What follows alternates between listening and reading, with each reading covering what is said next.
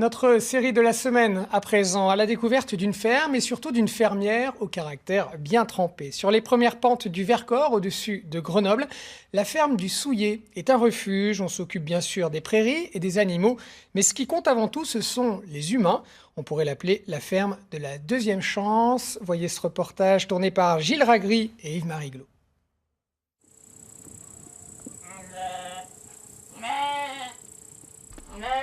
Allez, viens, ma grosse.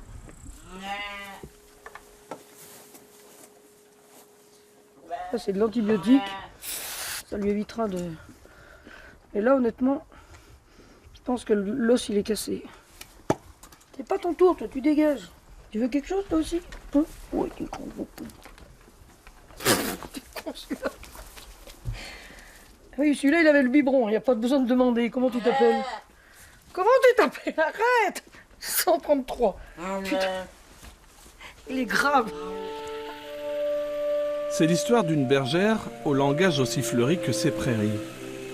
C'est l'histoire d'un lieu aussi, si loin et si proche de la grande ville, un bout du Vercors suspendu au-dessus de la vallée. Et au commencement, il y a la rencontre entre Ève Palacios, la bergère, et la ferme du Souillet. C'était par une journée ensoleillée, mais Ève va le raconter avec ses mots à elle. Je suis arrivé ici, je suis arrivé devant ces putains de falaises du Vercors, là, et j'ai eu l'impression de respirer un grand coup avec la falaise en bas, le soleil un peu dans la gueule, et j'ai dit, je suis tombée raide amoureuse du coin, quoi. J'ai dit, putain, il faut que je change d'air. Bon, ici, on travaille avec les mains, parce que c'est toujours meilleur, la bouffe, quand on travaille avec les mains. Bon, on se les lave avant, mais on travaille toujours avec les mains. Arrivée ici en 2008, Ève a gardé auprès d'elle l'ancien propriétaire des lieux, Paul, 93 ans aujourd'hui. Bah, je dis toujours en rigolant, j'ai acheté la maison avec le vieux dedans. Paul avait alors été spolié de tous ses biens dans une sombre histoire de viager. T'as repris quoi, tu dis? Et ensuite, j'ai acheté normalement et non pas en viager, parce que j'aime pas attendre après la mort des gens. Et du coup, il avait sa place là. Au début, il nous a aidés. Maintenant, il peut un peu moins. Mais voilà, il est de la famille, quoi. Comme je dis, c'est comme si c'était mon père, quoi. Voilà. La maison d'Ève a toujours porte et table ouverte. 15 personnes autour de la table ce jour-là. Des voisins, un petit-fils et des jeunes. Car Ève Palacios s'est donné une mission, aider les jeunes. Si possible, les jeunes dans la galère et si possible, les cas les plus difficiles. Chez moi, il y a des bancs, ça veut tout dire. Le banc, c'est la base du partage. On se pousse un peu pour mettre quelqu'un d'autre à côté. Si vous avez des chaises, celui qui arrive, il va se faire foutre.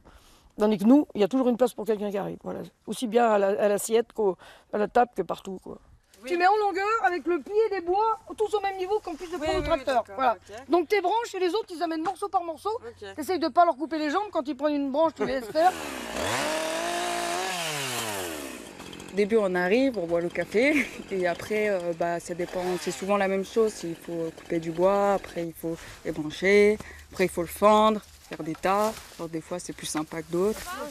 Des fois, il y a des soins aux moutons aussi. Et puis... En général, les journées sont quand même bien remplies. Ah, on fait l'autre côté, c'est le bloc. Solène fait de fréquents séjours à la ferme. Elle s'amuserait presque aujourd'hui des méthodes directes de la bergère.